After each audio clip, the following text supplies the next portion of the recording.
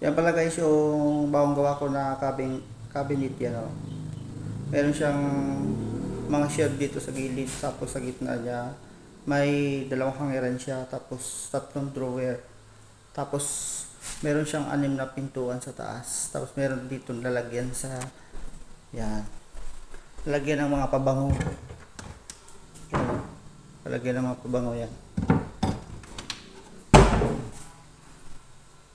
Ang paganda. Yan. Kaya kung sino gusto magpagawa, i-chat na lang ako sa messenger ko. Sa Facebook ko. Yan. Active naman yung Facebook. Messenger ko eh.